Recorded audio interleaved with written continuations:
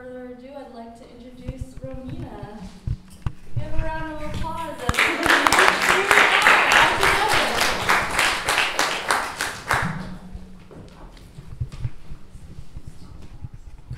Great, thank you.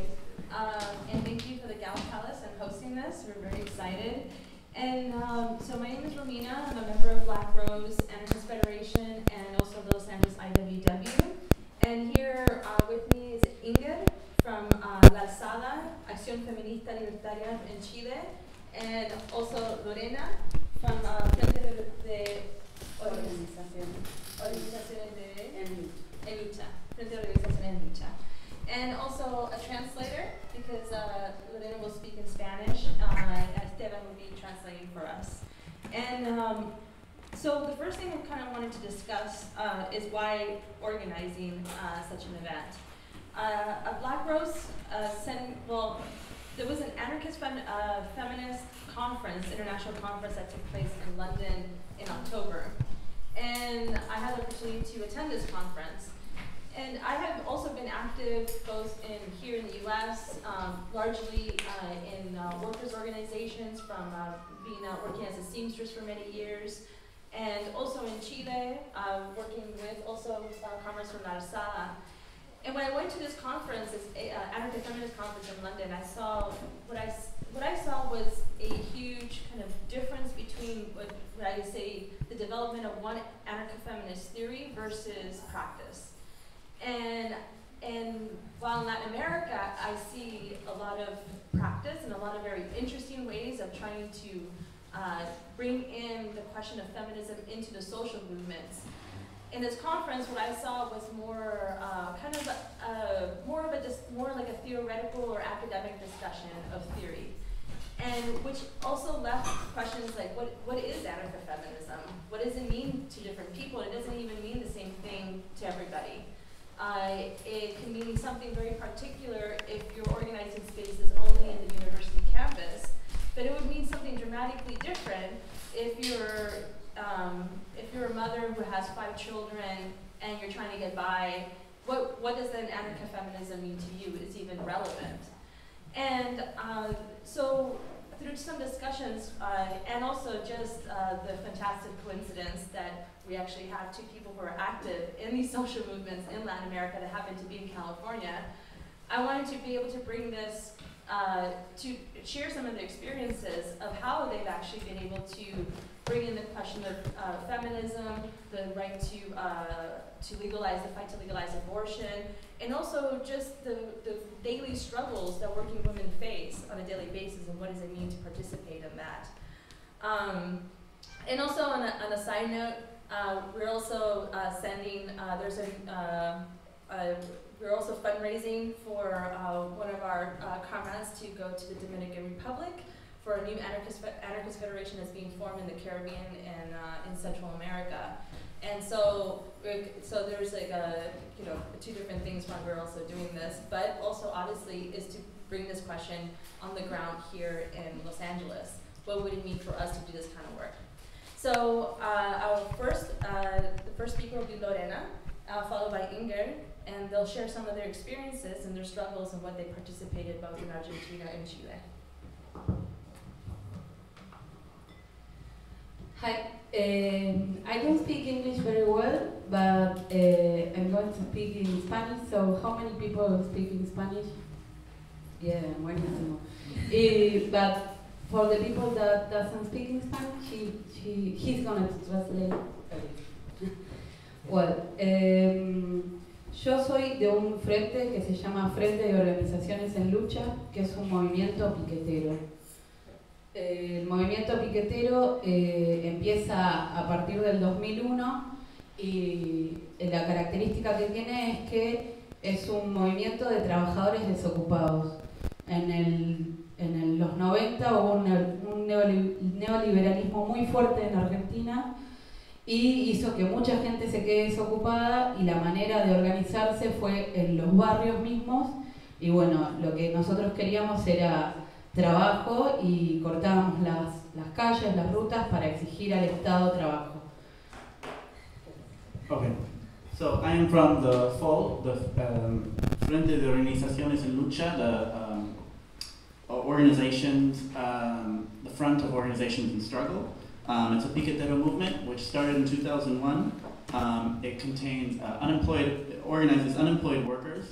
In the 1990s, there was a period of very heavy neoliberal policies in Argentina, and the piqueteros started cutting the roads and demanding work. Ese fue nuestro primer trabajo, demandar, exigirle al Estado que resuelva la situación de la gente desocupada en Argentina.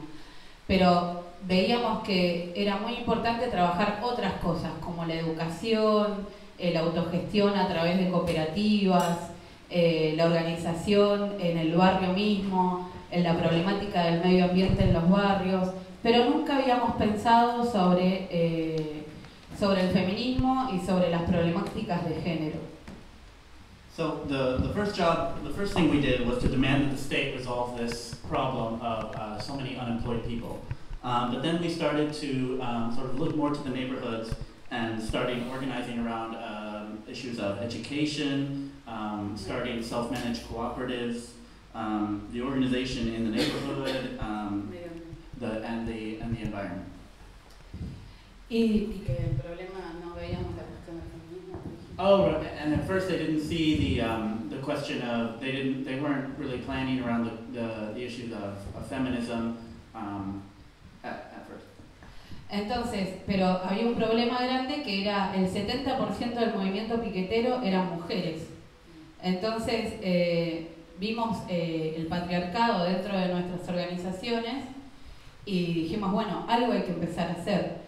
Y sin saber nada empezamos a trabajar con las mismas compañeras del movimiento toda la problemática de género. Tengan en cuenta que las compañeras que están en el movimiento, nuestro movimiento tiene alrededor de 800 familias, eso multiplíquenlo por 4, 5, 6 personas, solo en Buenos Aires. No son gente que es revolucionaria, libertaria, marxista, sino que es gente que viene a organizarse por necesidades. Okay, so one thing to remember is that the piquetero movement is basically 70% women. So when this issue, as sort of they saw sort of patriarchy in the movement, when they started seeing these things, they realized they have to do something. So they started working with the women in the movement, women who were already in the movement. And another thing we have to realize is that there's about 800 families in the full sort of total, so multiply that by 4 or 5 or 6 to sort of get the number of the people in the full. And that these are people who sort of came to the movement because of necessity, not people who they didn't come to the movement because they're revolutionaries or because they're interested in feminism or anarchism. They came because they sort of needed to resolve their daily problems. And these are the people who they started to work with around the issues of patriarchy in the movement. Cuando empezamos a ver que necesitábamos comisiones de género, que al principio eran comisiones de mujeres, veíamos que lo primero que salía era la problemática de violencia. Violencia en todos los sentidos, violencia dentro de los hogares, con sus parejas y con sus hijos, la manera en que se criaban a los hijos, violencias cuando uno busca trabajo, que siempre los trabajos menos pagos eran para las mujeres o por el mismo trabajo se le pagaba menos a las mujeres, violencia institucional, que cuando a una mujer iba a denunciar alguna violencia en la familia no pasaba nada y a la policía le faltaba el respeto. Empezamos a ver ese tipo de violencias. Lo primero que salió de la problemática de género fue la violencia. Okay, so the first thing that started coming up when they formed gender commissions in the movement, the first thing they noticed was violence. So a lot of women were dealing with violence at home, so their partners were beating them, or the family itself was violent, so the kids were being raised in a violent home. And then when they were looking for work, oftentimes women were getting paid less, or when they were going to denounce this violence, they were dealing with institutional violence, and the people who they needed who registered their complaints with, those very officials would disrespect them. So these are the things that came up in the gender commissions when they first started organizing around this in the movement. no nos podíamos quedar en la catarsis, solo en charlarlo, sino que como nosotros somos un movimiento de acción directa, teníamos que hacer algo al respecto. Y lo que empezamos a hacer era hacer como un protocolo de cómo, por ejemplo, denunciar un hecho de violencia dentro de las casas. Nos juntamos con abogados, trabajadores sociales, psicólogos, médicos, y empezamos a hacer un equipo interdisciplinario para que haga un protocolo para que todas las mujeres puedan llegar a saber bien cómo hacer una denuncia y bien qué paso seguir, porque lo que sucede en Argentina es que como no hay buenas leyes contra la violencia, pero nadie las implementa. Entonces, si uno tiene el conocimiento, puede exigir mucho más. So, in order to, because the movement is a direct action movement oriented toward direct action, they couldn't sort of stay in this moment of catharsis and complaining, and so they started to make a protocol on how for women to make an accusation with the police about the violence that was occurring to them. So they put together an interdisciplinary team of lawyers, social workers, doctors, in order to sort of set up the step-by-step for how women would go about making this denunciation to the authorities, so that women actually knew what to do when this was happening to them. Entonces, bueno, formamos un protocolo contra las violencias, que le decimos Protocolo de Organizaciones Populares, el POP lo llamamos. Y eso se distribuye para no solo el FOL, sino para todas las organizaciones y todas las mujeres que quieran denunciar violencia. Saben cómo hacerlo ahora, antes no se sabía. Y hay que destacar esto, que Argentina tiene una buena ley de violencia integral contra las mujeres. O sea, es buena, tiene muchas, ve la violencia simbólica, la violencia física, la de los medios de comunicación, la violencia institucional, pero nadie le implementa la ley.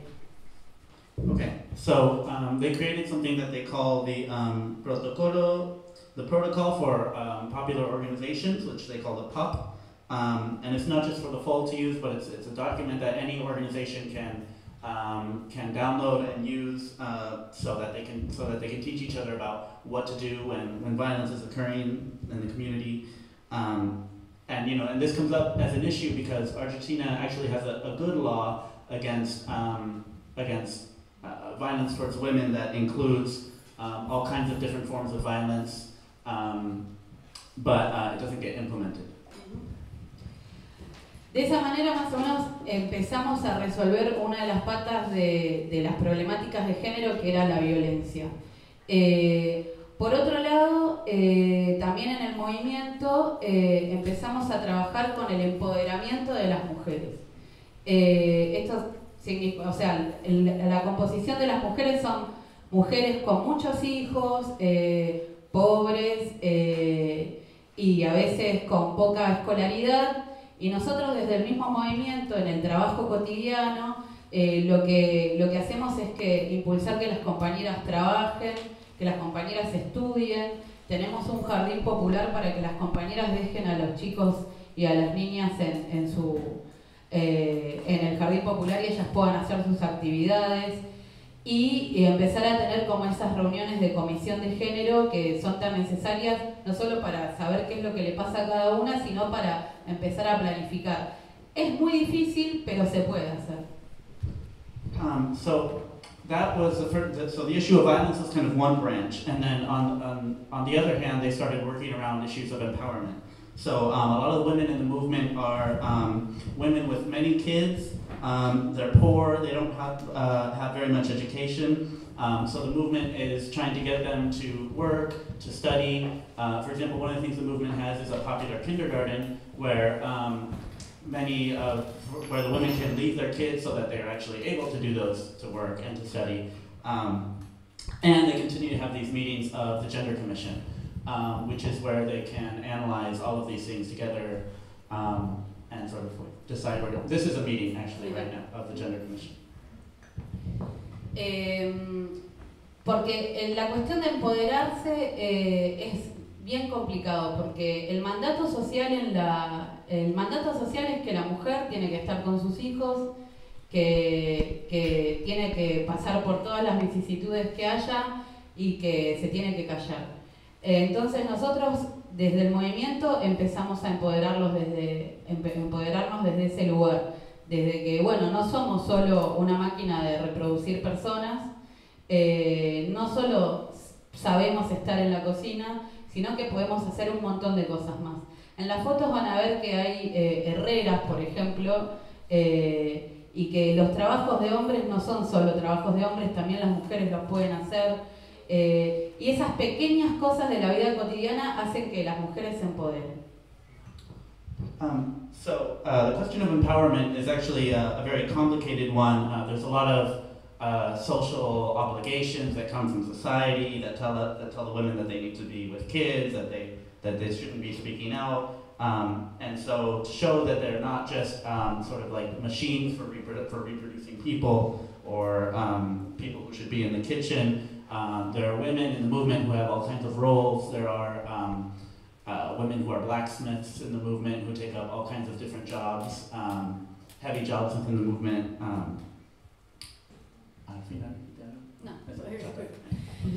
Eso por un lado, lo estoy haciendo muy resumido todo. Por otro lado, lo que trabajamos bastante en silencio fue la problemática del aborto para las mujeres. En Argentina el aborto no es legal, solo es legal en casos de violación o de peligro de la vida de la mujer. Entonces, pero muchas mujeres todo el tiempo están abortando. En el movimiento era muy difícil hablar del aborto, sin embargo, en silencio la Comisión de Género acompañaba abortos y acompaña abortos durante muchos años. Nosotros usamos el método del misoprostol, que son unas pastillas que lo puede usar cualquier persona, y nosotros tenemos un banco de pastillas y trabajamos con eso y acompañamos a las mujeres que decidan ser madres o no, y bueno, lo trabajamos con el misoprostol. Esto hace como 5 años que lo trabajamos, sin embargo, este año fue el primero que lo empezamos a poner en palabras, a hablarlo, porque era todo silencioso, por la moral cristiana, católica y la moral de la sociedad que ve que el aborto no es bueno, no es algo bueno, por lo menos en Sudamérica. So, by the way, all of this information is very much in summary mode. In the meantime, there was a silent work going on around helping women have abortions. So in Argentina, it's not legal for women to have abortions, except for when the woman's life is in danger. So they were doing this sort of silent work because even in the movement, it was very difficult to talk about abortion. So even while in the movement, they couldn't really talk about it. The compañeras were helping their fellow compañeras have abortions. They were using misoprostol. And all of this was going on secretly until I think about a year ago, that they actually started putting this in words. And of course, once again, the sort of heavy demands, the moral demands from society, the Christian moral, the Catholic, the very strong Catholic upbringing, at least in South America, made for that this work had to be silent for a long time until they could finally make it public. Otra de las cosas que este año y el anterior empezamos a trabajar era la cuestión de la identidad sexual. Veíamos que muchas compañeras eran lesbianas ocultas, totalmente ocultas. Nosotros le decíamos torta oculta. Y como empezamos con este nivel de empoderamiento que empezamos a tener, las lesbianas empezaron a visibilizarse en el movimiento. Muy de a poco, muy en secreto, pero empezaron a visibilizarse de a poquito, un poquito más. Y entonces era necesario trabajar la cuestión de la diversidad sexual. A su vez, en nuestro movimiento, justamente donde yo trabajaba, una de las compañeras es travesti y también era una chica que trabajaba en el jardín popular, era una chica que cuidaba a los chicos, era travesti y eso era un ejercicio de la libertad muy grande y también era una cosa que estaba ahí y lo teníamos que discutir y lo teníamos que hablar y empezar a discutir sobre las diversidades sexuales. So this year and last year, they started working a lot around the question of sexual identity. There were many lesbians in the movement, but they were all hidden. And so really slowly they started, especially with this work in the Gender Commission, they started to sort of become more visible within the movement. And it became necessary to sort of start dealing with this question. For example, they have a compañera who's trans, and who started working in the popular kindergarten, which itself had to be discussed. And so that just the fact for her to work there and to be working with the kids had to be discussed within the movement, which itself was a kind of step that they took, that they had to take, and which was a positive one. No todo es color de rosa porque todo este trabajo que hay con perspectiva de género dentro del FOL también es una lucha interna dentro de la organización, porque la organización se puede definir como anticapitalista, antipatriarcal, clasista, pero vivimos en un mundo patriarcal.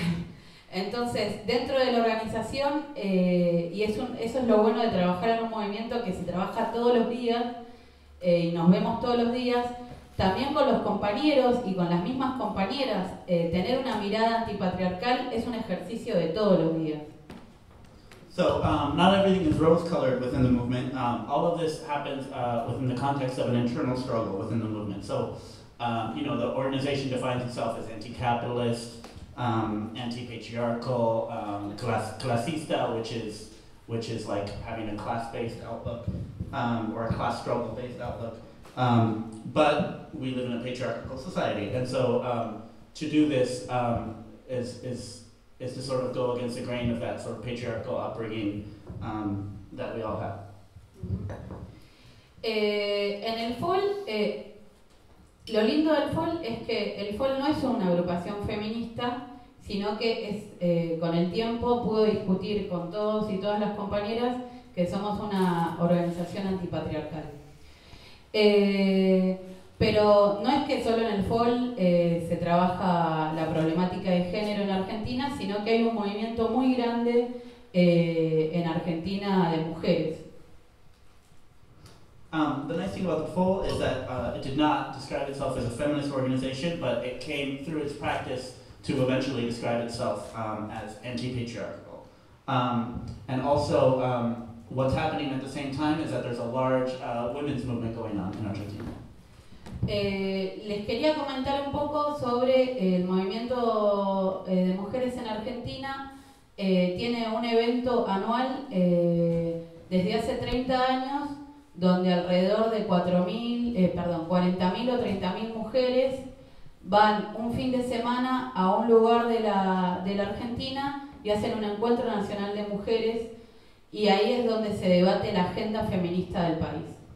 So I wanted to tell you a little bit about the women's movement in Argentina, which has a particular event that it's been doing for 30 years. So for the last 30 years, from 30 to 40,000 women go to take a weekend and go to a part of the country and have an event in which they decide the sort of agenda of the women's movement.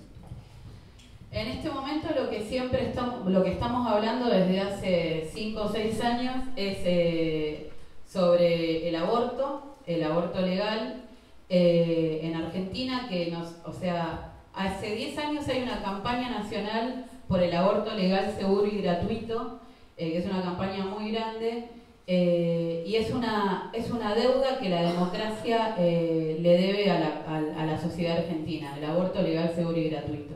Eso es algo que se habla mucho en el Encuentro Nacional de Mujeres. También se habla sobre la violencia, cómo no se implementa la ley de violencia integral en Argentina, y es muy buena. Y también, todo lo que es las movidas LGTB también se hablan en el Encuentro Nacional de Mujeres, que como anécdota, hace mucho tiempo en el Encuentro Nacional de Mujeres no dejaban a las travestis participar. Entonces, desde el Encuentro Nacional de Mujeres hubo una resistencia de que no, las mujeres, las compañeras travestis, si quieren estar en el Encuentro Nacional de Mujeres, tienen que estar y tienen que debatir como todas, y eso fue una lucha que se debatió dentro del Encuentro Nacional de Mujeres, porque el Encuentro Nacional de Mujeres no es que van todas las luchadoras, es un encuentro de mujeres en general. Hay mujeres católicas, mujeres del campo, mujeres de movimientos sociales, mujeres universitarias, mujeres trabajadoras, y todas debaten todas debaten en un fin de semana en diversos talleres, que son alrededor de 60 talleres con diferentes temáticas. Sí, so what we've been talking about in the encounters and in the women's movement for the last 5 to 6 years is, first of all, legal abortion, aborto legal, seguro y gratuito, so legal, safe, and free abortion, which they talk about as a debt that democracy owes to society. Also, the issue of violence and the way in which Argentina actually has a good law around violence, but it's not implemented. And LGBT issues. So, for example, trans people were not allowed to come to the National Encounter of Women, and this was sort of for a while, I don't know when, but now it's, they've had sort of these internal debates, and now trans people are allowed to come to the encounter. And this was sort of the argument around this is that the encounter is for all women, and in fact, you know, it's not just militants or activists who come to the encounter either. So, you know, you've got Catholic women, women from the countryside, women from the university, women from really all sorts of different walks of life. So the issue was that the argument was that trans women also should be allowed to come. And the final debate, and the encounter is sort of made up of a bunch of different debates and workshops that happen over the course of the weekend. There could be about 60 debates or workshops that happen over the course of the week. Lo interesante del Encuentro Nacional de Mujeres es que es un encuentro autogestionado por el movimiento de mujeres. No es que viene un partido político y arma el encuentro. No, se autoorganiza el movimiento de mujeres y hace este encuentro todos los años. And also the good thing about this is that it's autogestionado or self-managed or self-organized by the very same movement of women. So it's not like there's some sort of political party or NGO who comes and organizes this for the women, but that it's self-organized by the movement itself. Y otra de las cosas que también se discute en el Encuentro Nacional de Mujeres es sobre la trata de personas, la prostitución y el trabajo sexual. Argentina es un país abolicionista, todos saben lo que sería abolicionismo, sí, más o menos se entiende. Prostitución. Argentina es un país abolicionista. Hay muchas feministas que son abolicionistas y otras que están empezando a discutir la cuestión del trabajo sexual. El año pasado, en el FOL empezamos a discutir si el FOL veía que la prostitución es un trabajo o no, y dijimos que no, que la prostitución es una situación de vulnerabilidad que compete a las mujeres más pobres, que no es una elección, que es una salida del capitalismo y del patriarcado, y que, o casualidad, que todas las mujeres que se prostituyen, por lo menos en Argentina, son pobres, con bajos recursos, con poca educación o inmigrantes. Ninguna chica universitaria va a elegir ser prostituta, por lo menos en Argentina, sino que es una salida del capitalismo y del patriarcado. Entonces, ese es otro de los debates que se hablan en el Encuentro Nacional de Mujeres. Okay. Other issues are trata de personas, which is trafficking, and also the issue of prostitution. Recently, the FOL just debated whether or not it is. Whether it is, in Argentina this term is different, but abolitionist. So I think they decided that as an organization that they are abolitionists, which means that they have decided that prostitution does not count as work, that women who engage in prostitution are in a situation of vulnerability. It's not really a choice, that basically women who are doing this are always either poor or immigrants or in some situation of vulnerability. So this was recently decided by the FOL. En el FOL discutimos esto y tomamos esa posición, pero en el Encuentro Nacional de Mujeres es una discusión muy fuerte, porque hay muchas compañeras que con todos sus argumentos dicen que la prostitución puede ser un trabajo, lo dicen como trabajo sexual, y de hecho se están sindicalizando. Pero a su vez hay toda esa mirada abolicionista que dice que ninguna mujer nace para puta y que bueno, y lo que ya había comentado de que no es una elección libre para muchas. So this is actually a very heavy argument in the movement of women. A lot of women have a bunch of arguments to say that that prostitution can be work, and in fact many are unionizing themselves around this issue. But the FOL takes the position, the abolitionist position, which is that no woman was born to be a whore, and but this is a debate.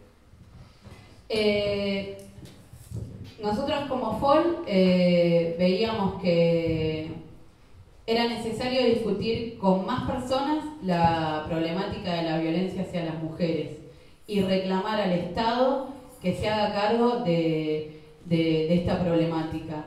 En Argentina mueren cada 40 horas una mujer por problemas de violencia.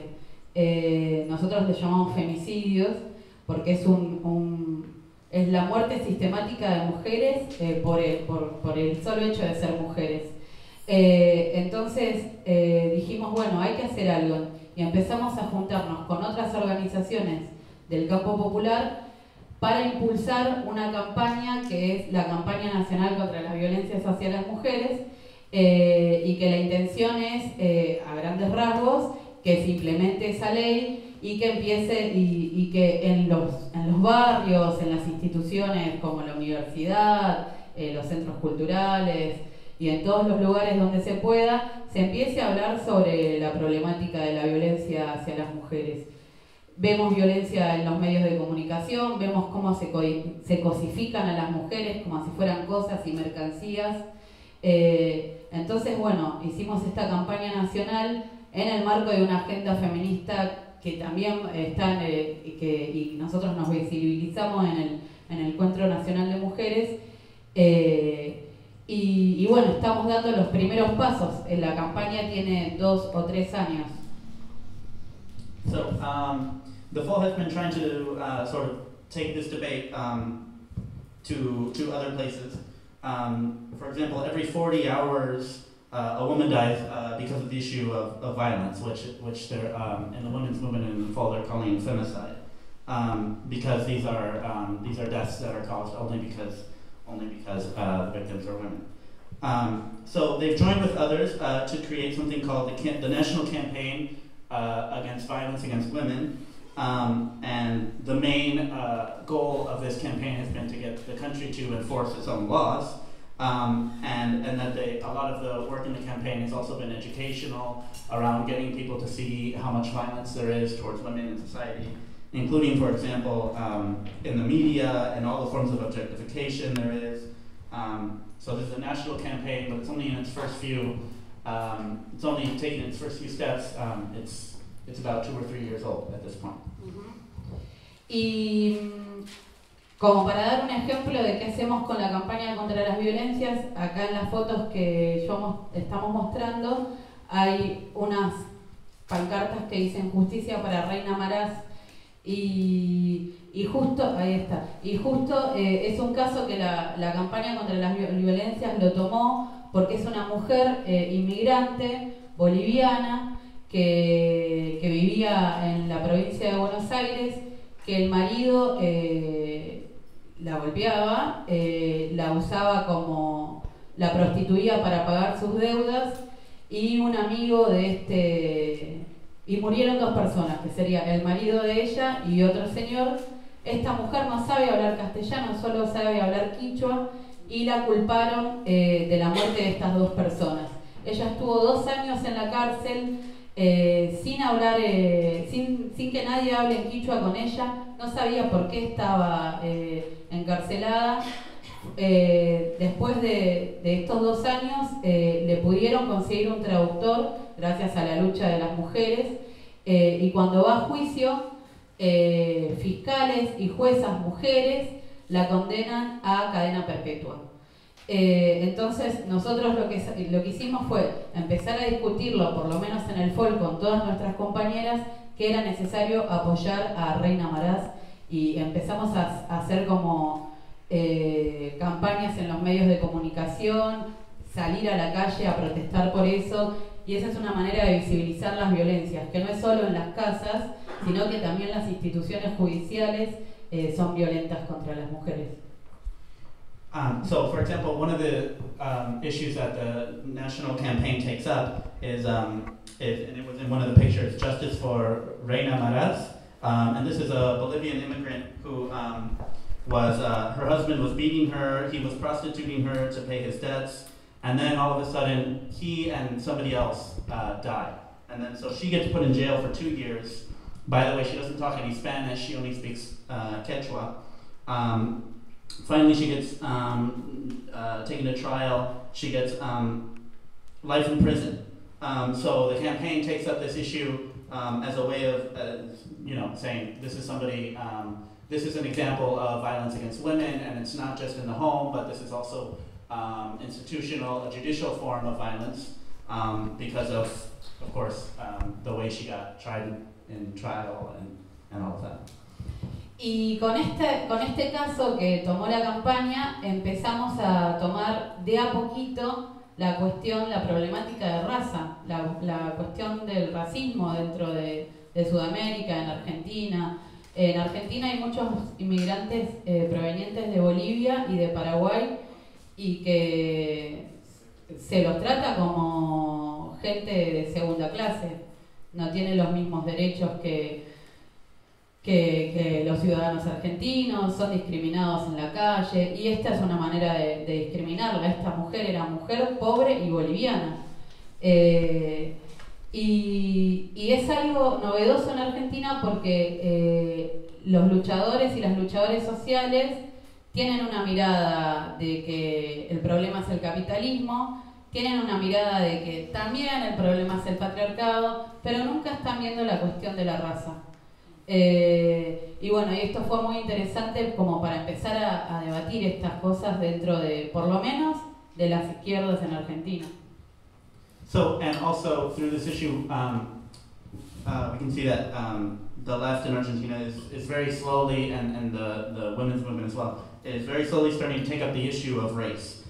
So, for example, in Argentina, there's a lot of Bolivian and Paraguayan immigrants who are treated as second-class citizens. They don't have as many rights as the Argentinians, and so talking about race in Argentina is actually really new. All of the activists will tell you that the main problem is capitalism and maybe some patriarchy, but race is almost never talked about. So this is one of the places in where people are starting to talk about the issue of racism. Y organizaciones como la nuestra, el FOL, que lo componen mujeres y mujeres pobres y muchas mujeres inmigrantes, enseguida tomaron esta lucha como suya. El caso de Reina Maraz lo tomaron como si fuera, como les podría haber pasado a ellas. Entonces ahí ven en las fotos que son compañeras que son bolivianas, con rasgos bolivianos, que viven en Argentina y que fueron a pedir justicia por Reina Maraz.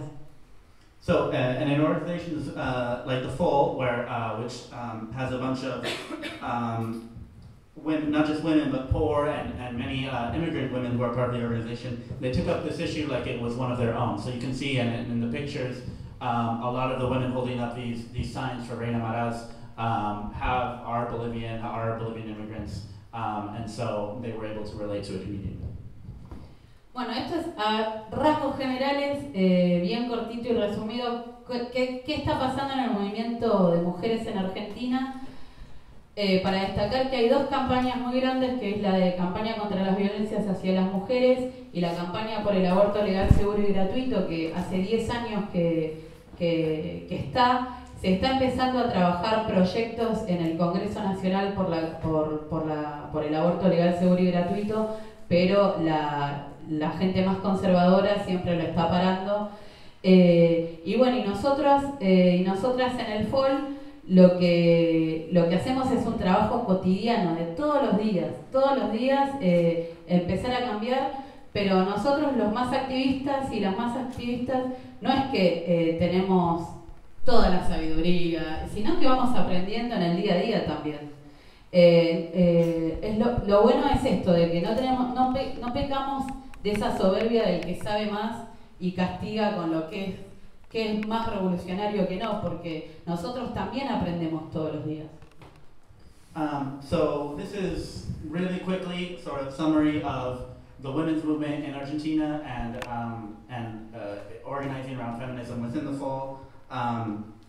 As well as a summary of the national campaign against violence against women. There's also the struggle to legalize abortion. And the issue is that the FOL is working on this every day and doing a daily work on this. In fact, and something we didn't talk a lot about, but is territorial, is actually working in neighborhoods in sort of everyday life. And so the activists are also sort of learning day by day as they do this, and nobody has the attitude that they know everything, and nobody has a sort of more revolutionary than thou attitude. Everything is sort of going step by step. Y eso es todo. Después hacemos preguntas finales. And that's all we can do for presentation.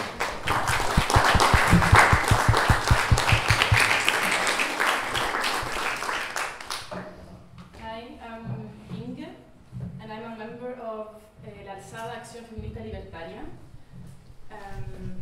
We're based in Chile, and we're composed by women and men, although there's only like 5 men and 45 women, but they're there.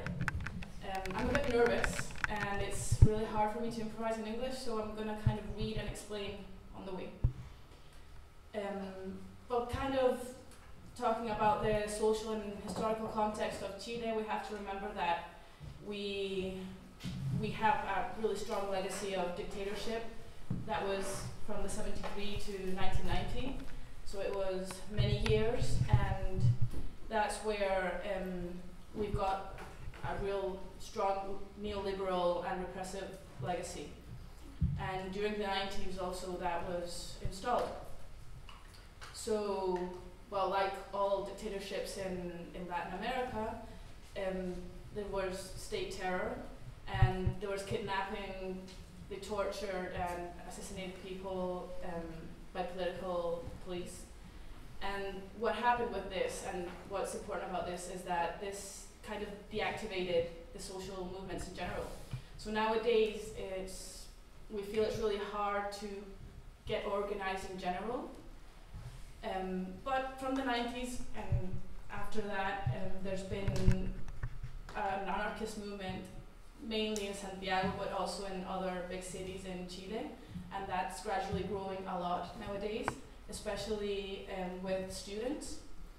And La Alzada kind of comes from one of these anarchist movements, you must know it, Frente, Libertarios they're called, and many of the women that were the beginners of La Alzada, they were part of Flem. I was there as well, but I joined La Alzada like a year ago.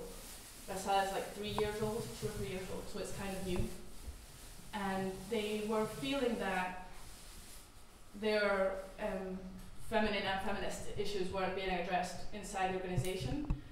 And in front of the lack of response by the other comrades, they made their organization and gradually stopped participating in the anarchist one. So we're Anarcha-Feminism. Well, Another important thing is that we had a really strong student movement in Chile, and now we're having a kind of big workers' movement as well. The student movement was reborn in 2001, and it was strong in 2006, especially 2011. I think most of you know what happened in 2011. It was the whole year with mobilizations. And also from 2011 to now, the workers' movements has kind of reborn, and it's gaining more strength. And it's the first time in Chile after dictatorship that we're having big worker strikes, like national strikes. So that's important as well. It's important to say that unions in Chile are different from unions probably here, but at least in Europe, because they're mostly workers organizing themselves, and it's not ideological, but it's sectorial, so they're usually unions of their own labor sector. Well, that'll be relevant afterwards when I talk about our work with unions. So, just talking about gender violence and patriarchy in Chile, it's very strong. We have a really large number of femicides, like she mentioned before as well. That's kind of murder of women, normally due to domestic violence, but it can also happen outside the domestic place, but it's usually because they're women in some way. And it's around 60 per year, but I feel it's increasing because only this year to like 2015, there's 5. Last night, the 5th woman died. And in 2008, a survey revealed that 36% of women that were in a relationship between 18 and 65 years old have suffered at some point violence from their partners, physical, psychological violence. 1 of 4 women has been raped in their childhood in Latin America, and there is a lack of access to contraception and sexual education in general. So there's a huge rate of child pregnancy. You can see lots of girls that are 12, 13 years old pregnant in Chile. And of course, abortion still remains illegal, although they're discussing it now. It's supposed to be legalized this year, but only in cases of rape, and just like in Argentina, in rape or if the life of the mother is in danger. And that is a law that came with dictatorship because before 73, it was actually legal to have these types of abortions. So that's one of the big struggles we're having, like as a feminist movement in Chile in general, not just Alzada. So as Alzada, we consider, when we talk about feminism, we think it means broadly we want gender equality at some point. We feel it means seeking the liberation or emancipation of people who are oppressed by their gender or sex condition, if that's an expression in English, I'm not sure. Yeah, but sexual identity. And we emphasize on the point that it's especially hard for the working class. So we feel that those women live a double oppression. That would be like a gender oppression and a class oppression. So we think that feminism can exist without a social-political perspective. That's where anarchist theory appears, or anarchist practice appears in our organization. And we also think that instead of just dealing with consequences or symptoms of the problem, like many feminist organizations do in Chile, we're trying to change what causes the problem and prevent it from reproducing. Trying to change the structures of domination and inside society in general. And we also think that it can't happen just at an individual level. It has to be a collective level, society in general. Our goals and strategies of action are divided mainly in 2. We are interested in inserting feminism in social movements because, like I said before, as Alzada, we feel that there's a lack of feminism and gender perspective in general in the revolutionary and leftist movement in Chile. and that's also in the Anarchist Libertarian movement.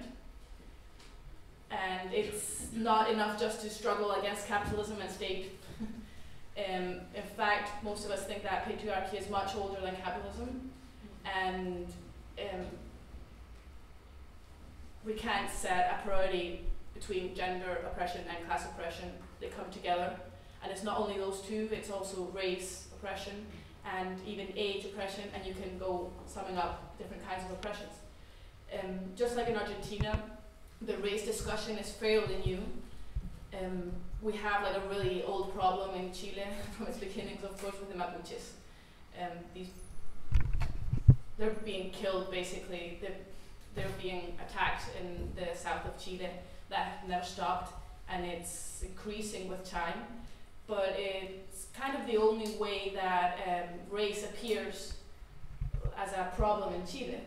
So it's not like here that race is everywhere. People in Chile actually think they're white in general, and they don't assume they're Latin Americans or Latinos, whatever. So it's kind of hard to start talking about race as a third struggle in leftist movements. But we're getting there, especially the feminists. In general, the feminist movements are the ones that are incorporating race as a main problem inside the feminist struggle.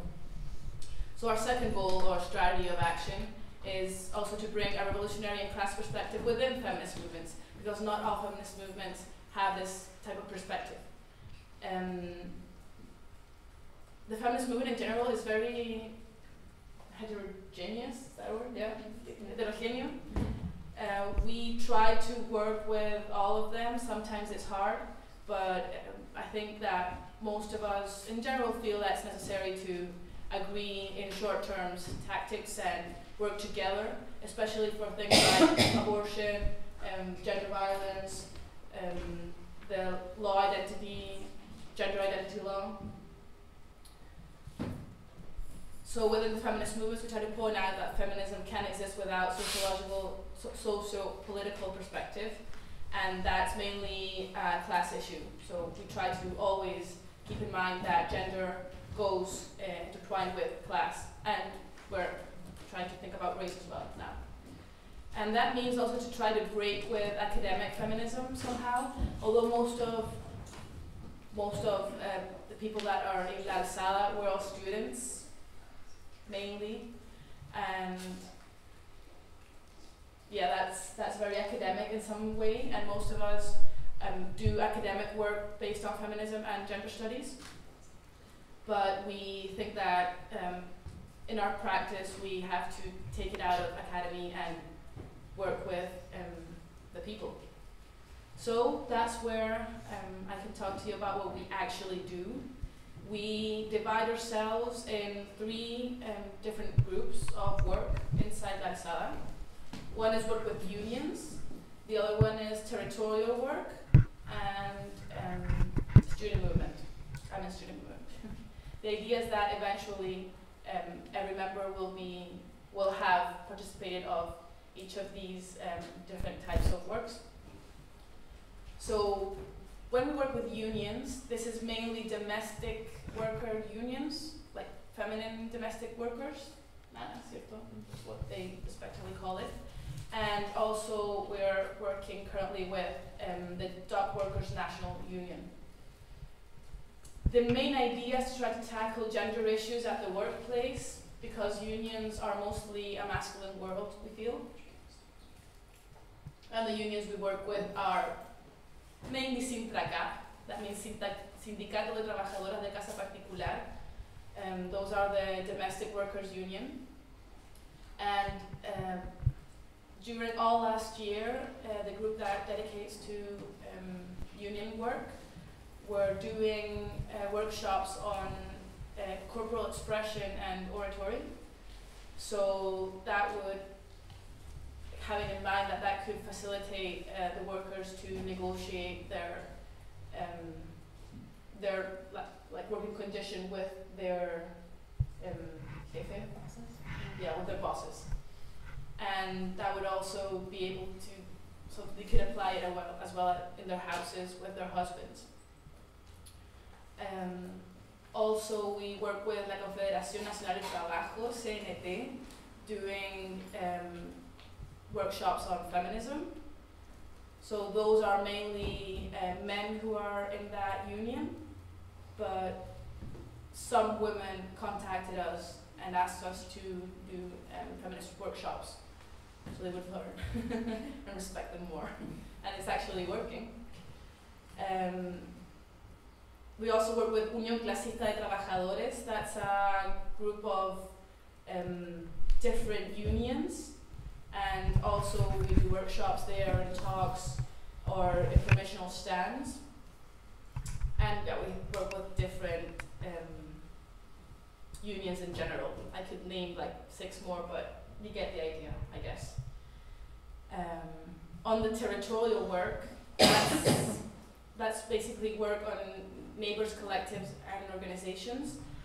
We've been working for the past 2 years with comités de allegados. Somos Peñarolén. Peñarolén is a big neighborhood in Santiago, and the allegados are people that don't have their own houses, so they usually have to live in other people's houses. They could be like their parents or a friend's house, but they don't have their own house. That's the idea. So they're lacking their own space.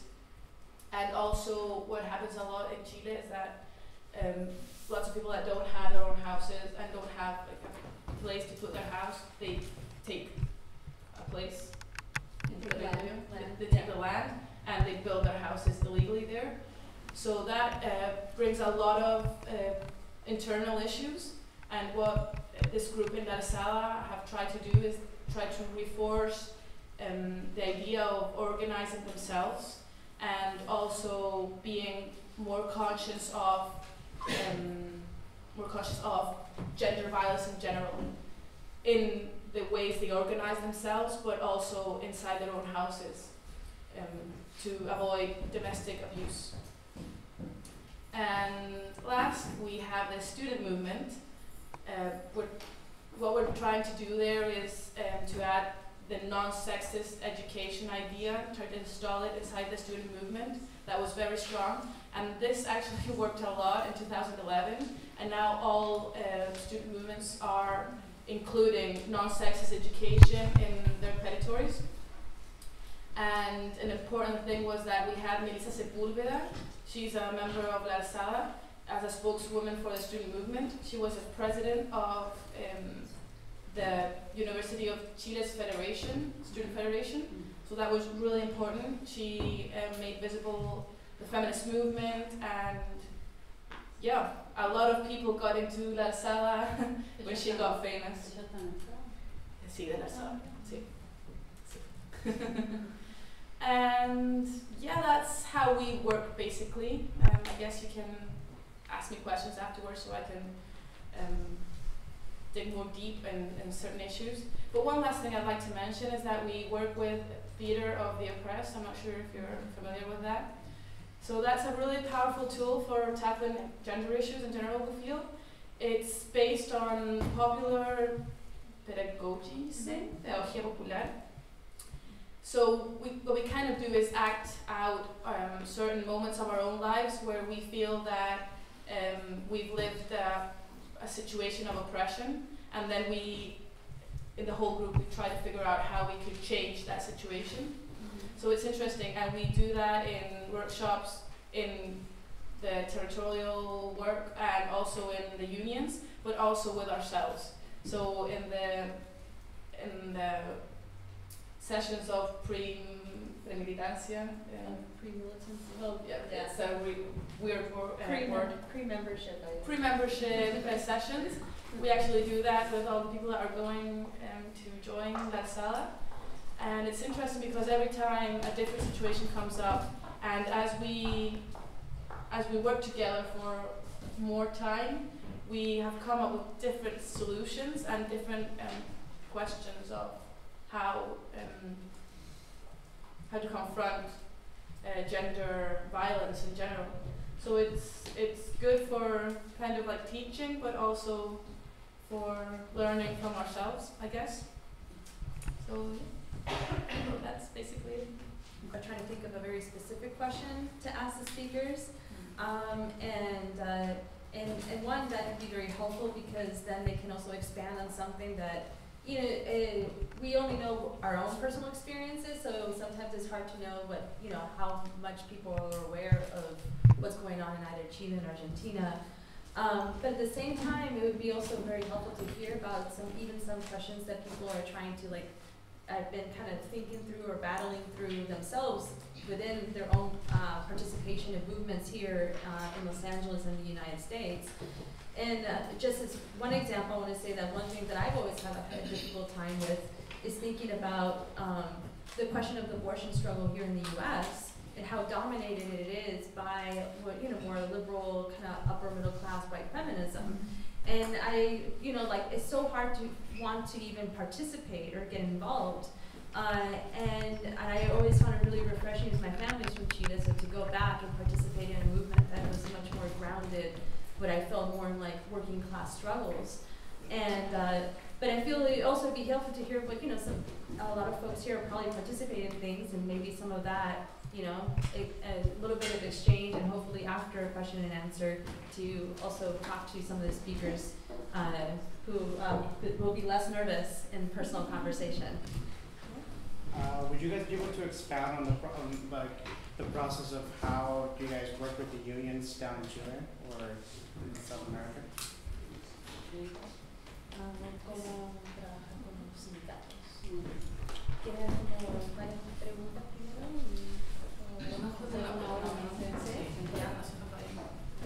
So the question was about their work with unions and how they do that work. So in our case, it depends on the union. The union which we mostly work with is Sintlacap, and that's the union of domestic workers. So that's different from the other work with unions because they're all female, they're all women, and we're the only ones that are working with them.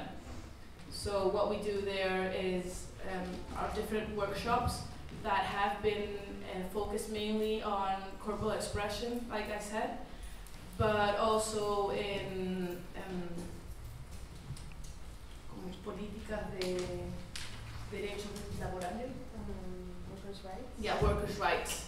So we basically study workers' rights in Chile. We discuss if they're useful or not, what we can change from them. Try to get them to know all their rights, basically, but also complement that with a gender perspective so that they can actually negotiate their position with their bosses. And as I said, that also applies to their personal lives. With the other unions, it's different. It's more about trying to insert a gender or a feminist perspective because they are mainly organized by men. And in general, they're very masculine, and that means that many times women find it difficult to speak there and are not heard when they do. So we're trying to insert a feminist perspective so they understand that this is actually a problem, it's real, and try to generate more conscience around that for men and women in the labor movement. En Argentina, en Argentina hay varias centrales de sindicatos. Una que es de derecha, otra que está a favor del gobierno y hay otra que es como más de los trabajadores, que sería la CTA, la Central de Trabajadores Argentinos. En los sindicatos, en algunos lugares, hay comisiones de género. Dentro de los mismos sindicatos hay comisiones de género. Y esas compañeras que están organizadas sindicalmente van a los encuentros de mujeres.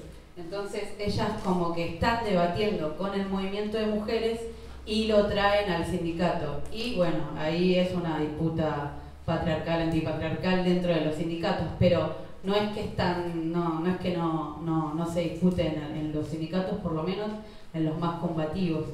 Y bueno, como había dicho, las mujeres que creen, que están convencidas que la prostitución es un trabajo sexual, ellas están dentro de la Central de Trabajadores Argentinos en Argentina.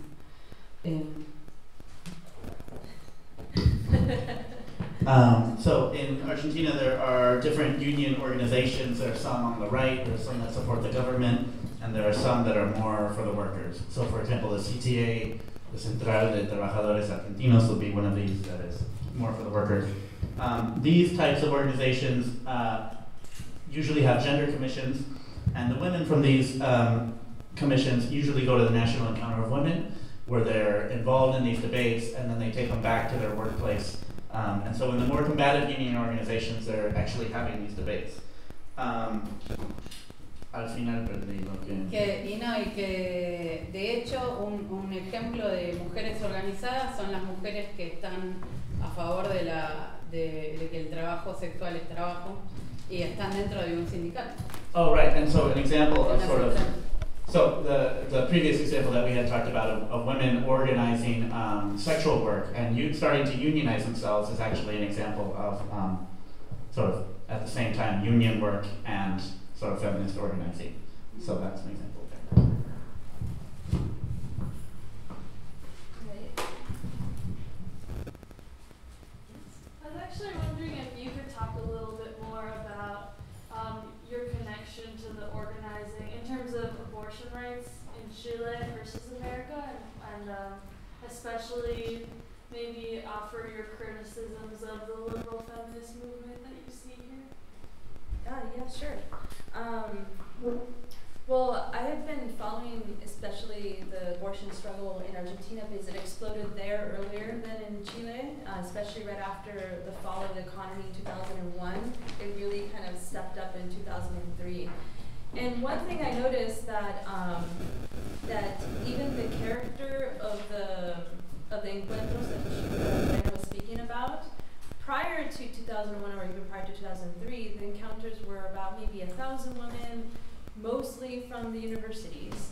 And then all of a sudden when the workers movement and the unemployed movement, really, because it was a lot of unemployment in Argentina, exploded, and these organizations were mostly women, all of a sudden you saw this shift of women who were trying to figure out their own daily struggles within these social movements, and somehow they gravitated to the encuentros. And I think that once their gravitation to the encuentros, it changed the whole character of the encuentros, of including working these women who were part of factory takeovers, like this one factory, garment factory, Brookman. All of a sudden, their union president was there at the encuentro and bringing up the question of abortion. And some of these women, what I find interesting too, were women who were being politicized at 45 years old, at 50 years old, you know? These were not 20-year-olds. These were women who had kids, grown up, had, and all of a sudden they found themselves taking part in these debates. And so the question was also changing the character of the union itself, of the union movement. It meant let's say we know that May Day is an important day to march in the street for workers, but then they also brought their unions out there, or the piquetero movement, the unemployed movement, to march on March 8th, which is International Women's Day, or to march on September 28th, which is the day to legalize abortion in Latin America and the Caribbean. And then there's tension that comes up within the movements. Some men are well, that's nice, you ladies can go do that, we'll do something else. And then you find yourself, you saw these women, having these kind of conflicts of how much time do I spend doing abortion rights or fighting domestic violence, and how much can I spend with my union, because that pressure comes within, within patriarchy. So, and where I still feel here there's a huge separation, if you're part of a labor work, because I politicize through labor work, and I felt then the feminists were somewhere else, were doing other work in the universities. So, and there seems to be different worlds, not speaking to each other. And I think it shows in the demands. If you're if you're just in the women's movement in the United States, I see it as a defensive movement. It's about let's maintain the little rights that we have. There's no offensiveness. And I think that you see in Chile and Argentina, there's an offensiveness. Obviously, they're trying to legalize, but it's also, abortion should be legal. Abortion is not available in a lot of places.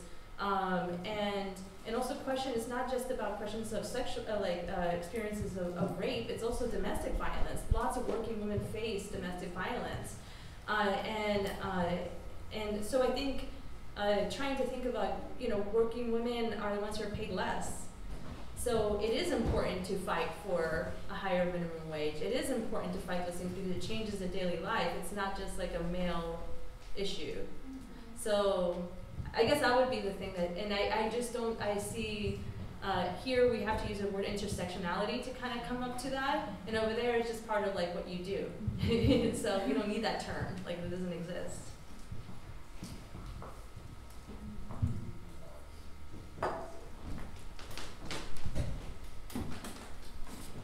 Yes? So I'm curious about collaborating with men. Is there strong support from men in the general populace, particularly working class men, perhaps in the unions, perhaps not? And if so or if not, what's that like? How do you, because, in the United States, at least in some of the movements I participate in, when particularly white men tend to, take over the movement, which is part of patriarchy, right, and part of that privilege. But I want to know what does that look like in Chile, Argentina, and have you had successes, or is this something you're still struggling with? Just because it's something that I think is a huge issue here.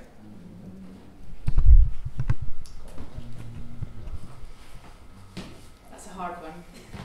Sorry. I feel that when it comes to feminist issues, men,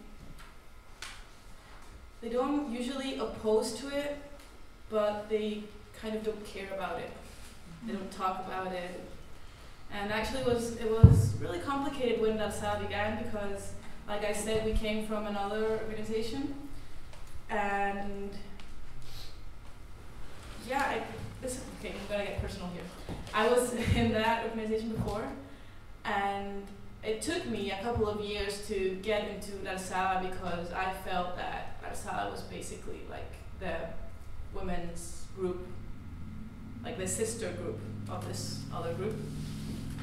And actually I remembered once I spoke to one of the men that was in that group, and when I was in that group, I always wanted to do gender or feminist work, and I felt I was really alone in that, and I think that was one of the reasons why I left it, because it didn't make sense to me not to be doing something feminist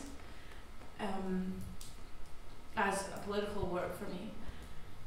And I remember he said, well, La Alzada exists now, when we finally gave you like your space to do like feminist work, so why don't you like join it?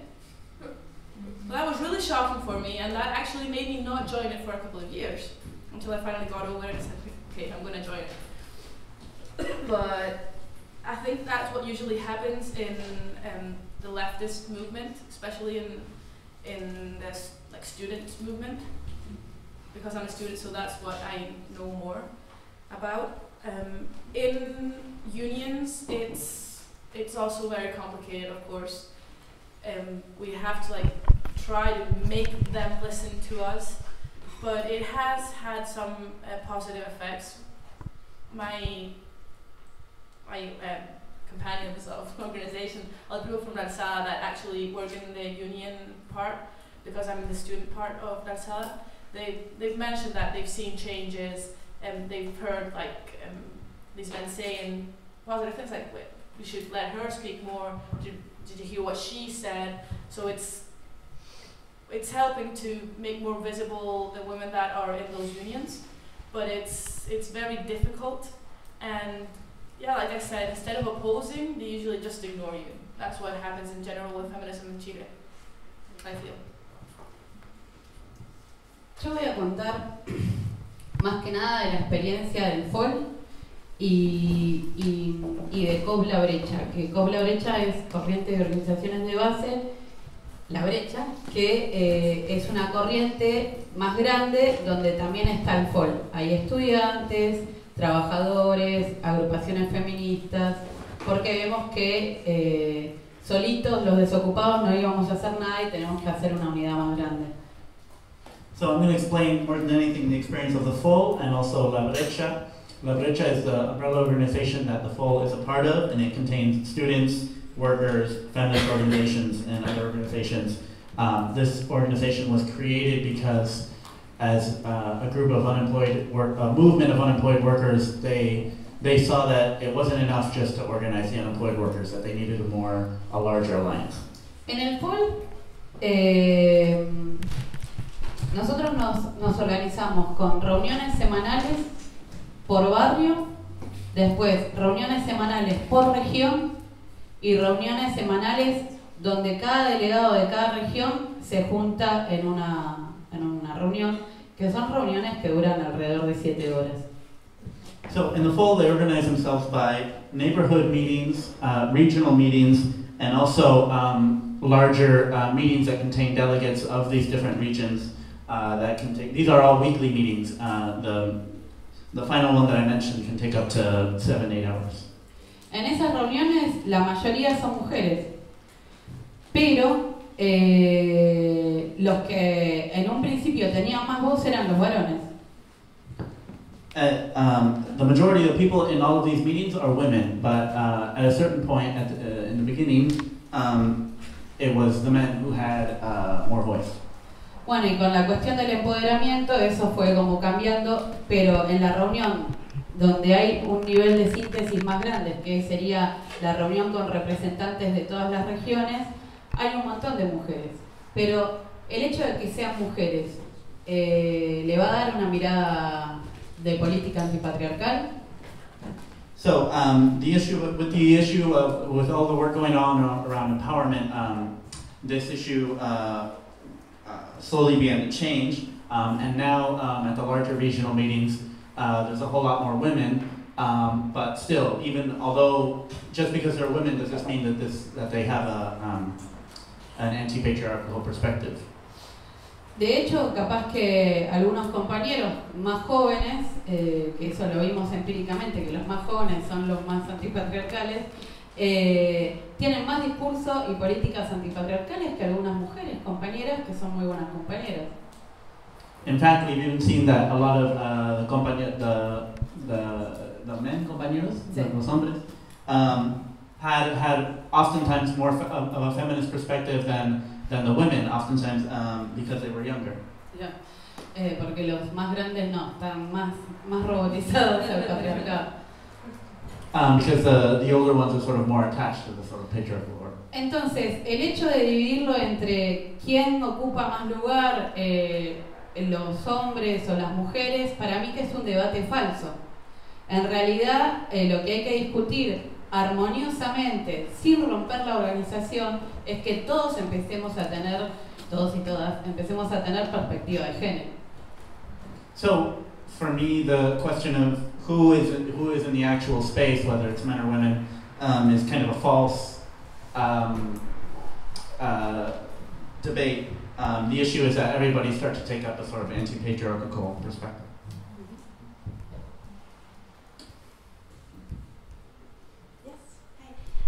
So I feel like in a lot of what you've been saying, you identify as a student, and I was wondering how you address the issue of, so you're learning about it in school and you know the academic world. How do you translate that, or interpret it, adapt it, or kind of completely change it to fit into your organizing work?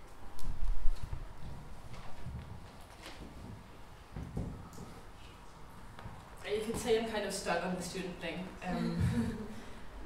I'm studying, I'm doing my master's degree on feminism and feminist studies. So I feel I work from there, politically and academically. In my organization, I work from there also, but because we have these 3 different lines,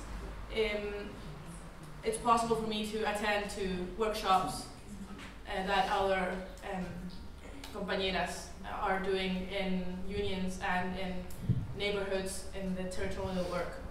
So, in the way we organize ourselves, each group has their own meetings, but we also have general meetings of the whole organization. So that's where I can kind of like participate and like in theory, but also I attend these workshops and we all help out in everything. So people that work with unions would come to our activities and we will go to theirs. So that's kind of how, up till now, I've managed to mix my student life or my student work with this other practice of feminism. But I think it's not enough yet. I have to do more. Well, thanks both to this presentation. It's really interesting, I think, and precisely as Romina says, there are right now, for example, where you are discussing or exposing a kind of big difference between the social movements, the organizations, and the, for example, the university or the world of knowledge, you know, because it's totally different here.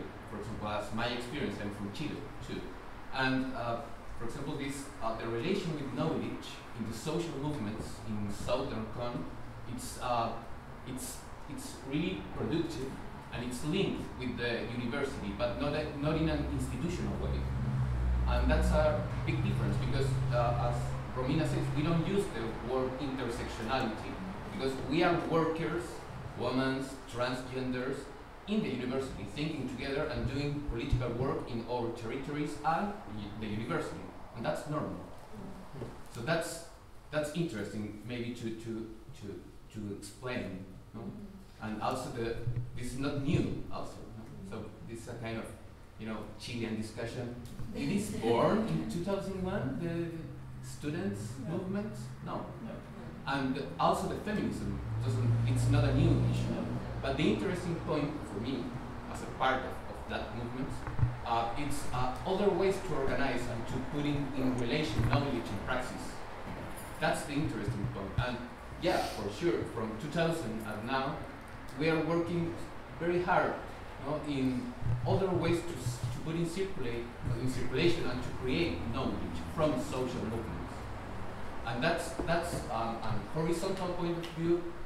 Transgender point of view, that's common in organizations. Maybe it's not resolved, but it's a question that we are discussing.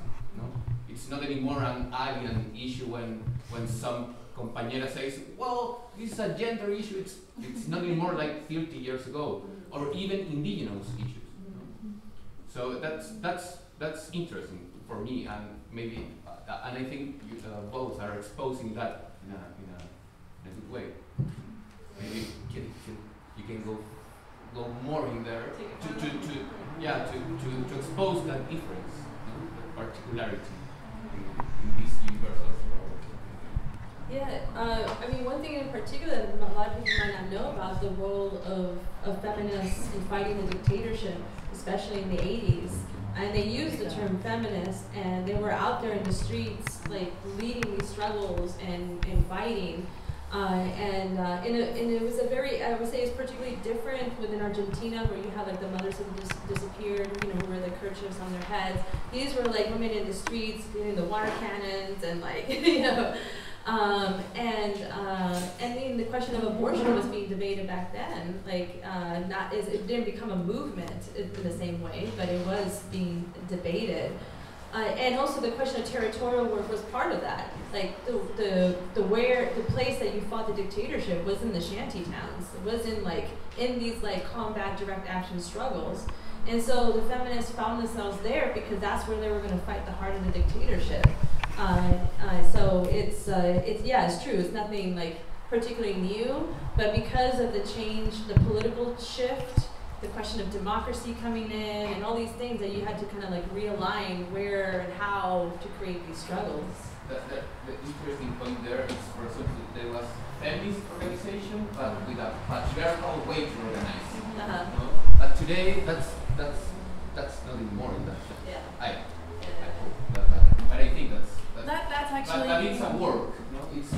it's a work in progress. That's actually one of the struggles we've had inside La Alzada, because most of us, many of us, maybe I would say most of us, come from different groups from before, like I mentioned.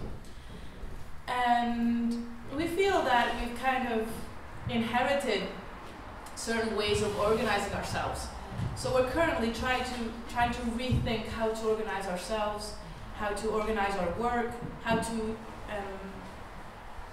think ourselves in another way that isn't the way we are inherited. And that's, I think, one of the main reasons why we try to incorporate things like teatro del oprimido, theater of the oppressed, because it's another way of discussing issues, and it's another way of trying to find solutions to a political problem. And just to add something more about the discussion of the difference between political activity and being a student, what happens a lot not in all universities in Chile, but in some of them, and mostly in the ones that we studied in, students have a lot of political life, and we're always thinking politically, but also thinking ourselves as students in political terms. And that's something I started to practice on being a master's degree student on feminist studies, because many feminist activists in Chile criticize the academic feminists because they're not really politically active. So there's like there's a huge gap between both of them. So one way, besides of being active in La Alzada, one way that I found of taking charge of this problem was actually thinking, what does it mean to be studying in a university a master's degree on feminist studies? How political is that? How can I make it more political? And I actually organized a seminar where that was discussed, and it was very interesting. But that's one of the ways that I feel at least I can try to think about this problem, because it's not only the difference between activism and being a student, or activism and academy, but also feminism and academy. It's like the same discussion, but translated to gender issues.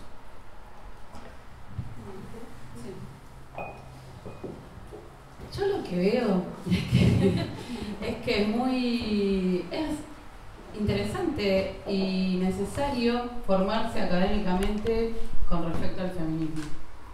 Es necesario para construir pensamiento, o sea, es necesario. Lo que me parece egoísta es quedarse en el circuito académico, en el circuito universitario, discutiendo solos, diciendo yo siento que mi compañero es antipatriarcal, me chupa, porque hay un montón de mujeres que se están muriendo. Entonces, un acto revolucionario es empezar a hacer un trabajo de coproducción, le decimos en el FOL, donde haya un trabajo en común entre los estudiantes universitarios y las organizaciones sociales, porque si no queda ese conocimiento, queda en un gueto. Entonces, no sirve de nada, no sirve de nada. Nosotros en Argentina tenemos una frase que le decimos paja intelectual, que es como una masturbación intelectual que no va para ningún lado.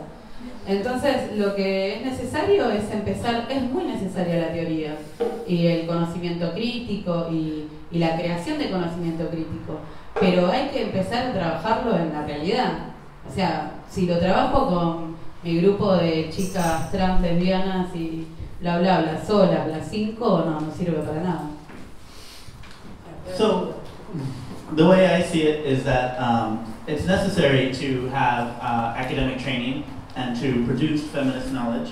But what seems incorrect to me is to just sort of leave it at that and to stay within just that sort of academic circuit of your 5 compañeros or compañeras, and to do what in Argentina they call intellectual masturbation, basically. So actually that my position is that theory is very necessary, but it needs to be applied, and it needs to be applied beyond just academic circles. ¿Y en lo de coproducción? Coproducción. Es necesario hacer el trabajo de coproducción entre organizaciones y intelectuales. Right, and that she wants to highlight the importance of sort of co-production between social movements and intellectuals.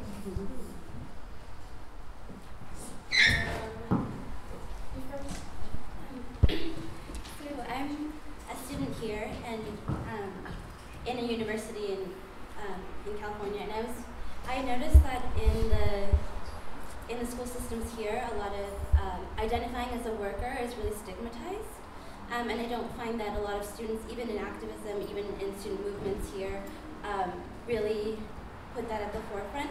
And I also see that maybe that has to do also with the fact that universities here are essentially neoliberal universities, and that's always like a struggle for me is like, or in general, like I think like thinking about organizing while also thinking about being critical of the university itself. And I was wondering if that sort of exists within the student, like within universities in Chile and Argentina, and like within student movements, is it as neoliberal as it is here?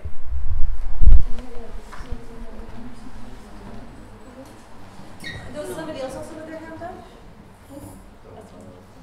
Oh yeah. I was curious about also including intellectual or academic action and how to turn that into something that's activated or that's political.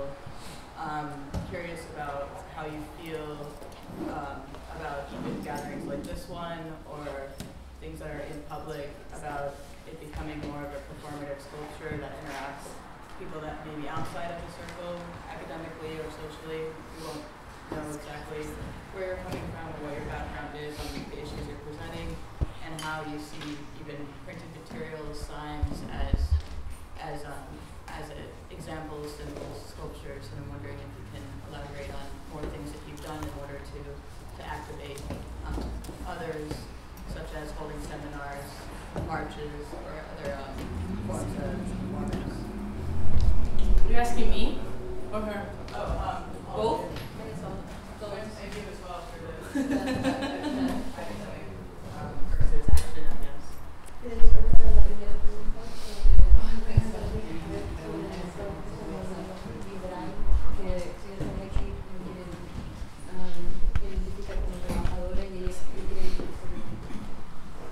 Okay, you're one first. I think we'll like do you one and then the other one. It's easier that way. In Chile, it depends where you study, I think. It depends the university you're going to, and it depends what you're studying. It's not like here in Chile, when you get into university, you have to choose right away what you're going to study. You choose a program. So it usually happens that people that study humanista, like humanist studies in general, history, philosophy, humanities, they tend to be in most public universities more left-handed, more lefties. So they definitely would be ashamed of being working class. And I've actually seen that some groups fetishize it, and I've actually seen like kids drop out of university because it's not political enough and they want to work in a factory. So we have like a lot of that, at least where I study. I study in Universidad de Chile. That's like it's not public, but it's like kind of one of the most public schools there. And I studied philosophy, so I was with the more radical left-handed people there. But I can imagine perfectly that somebody that studies in a private university, studies economy, would definitely feel the same as the people that you're describing. Does that answer your question somehow? It was like a difficult question, I feel. It also, I realized in asking it and you speaking, like it's such a broad question, like it's like asking, there's like so many nuances to it, and like of course I feel like I homogenize like all of the universities, just because they're in like opposition to US or something like that. So I think it's like an awkward question also. But I think you answered it, like, yeah. En Argentina seremos un país tercermundista, pero la educación universitaria es totalmente gratuita. Entonces, y la lucha de años y años, años y muchos años desde el principio del siglo en las universidades es que sea gratuita y hay una lucha muy constante dentro de la universidad, en las universidades argentinas. Al ser gratuita es mucho más accesible estudiar en las universidades. De hecho, mi mamá fue empleada doméstica, mi papá limpiaba edificios y yo pude ir a una universidad. No todos los pobres podemos llegar a la universidad, pero con esfuerzo sí llegamos, o sea, no nos quedamos endeudados para siempre. Entonces la composición de los universitarios son clase trabajadora y también está la burguesía estudiando en la universidad, obviamente, pero tiene una composición de clase trabajadora. Y como es tan activa políticamente las universidades en Argentina, tienen toda esa impronta de perfil de que somos universitarios, que vamos a trabajar, y a su vez, como nosotros somos tan pobres, somos universitarios y a su vez tenemos que trabajar. Y hay un montón de compañeros que son universitarios, tienen que trabajar y tienen familias. Entonces, nuestro perfil es más de somos universitarios y somos trabajadores. Un cantito que hay es en las universidades es Universidad de los Trabajadores, y al que no le gusta se jode, se jode. So, in Argentina, so this question is interesting because it highlights the difference between these countries. But in Argentina, although it's a third world country, the universities are free. And so, since it's free, you actually have a sort of different composition of, the students are a combination of working class and the kids of the bourgeoisie. So, for example, Lorena's mom was a domestic worker and her dad cleaned buildings. But she was able to go to the university. And so at the university you have the sort of the university, you know, just the identity of the student is often, the students are much more combative, and the students also oftentimes just to go to the university, the students still have to work. So it's very interesting. So even though it's free, they still have to work. And a lot of times here, even though you have to pay for the university, students oftentimes don't work. Not always, but anyway. Oh, or they also have families. So there's and the chant. I lost it, but what was it? What was the chant? What did they say? El canto. Universidad de los Trabajadores y al que no le gusta. Right. To the university, the workers, and the one who doesn't like it can screw themselves. So that's that. I think, well, the impact of neoliberalism in universities in the United States, I think, is so deep, and I think it's so deep that a lot of people don't even realize like how deep it is. And I think one of the perfect examples is that activism on campuses you can pretty much see them in the pattern of the rise of the NGOs, in which everything is it's based on your cause. In particular, you lose the collectivity. You don't have a university student movement in the United States because there is no sense of collectivity at all. We have our own individual causes, and we are involved in our own particular little group. And there's also a sense of like my particular group is the most important and better than yours, and you probably won't even go to some other group's thing, maybe if you're friends. And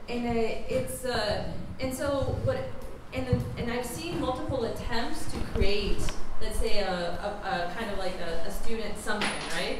I always think, especially in California, every so often there's like, again, the rising tuition, surprise, and then people want to fight, and okay, let's have a meeting, and then we're gonna create something together. And then what I always see happen is almost like a pattern of every couple of years of debating some kind of structure. And so it's like you gravitate towards debating the structure, and people run away from having political debate. Like, if we're gonna fight together, we need to have some commonality to bring those folks out who don't have the time to spend in meetings because they have to work and they have to give money to their families and they can't do that. We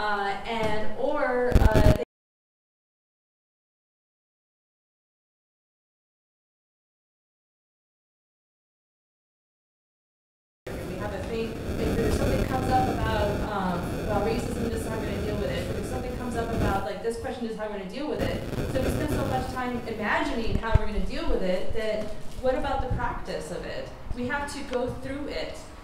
We have to go through that difficulty that things are, it's going to come up because we live in a capitalist society that is racist, that is patriarchal. So even if we have something perfect, it's still going to come up.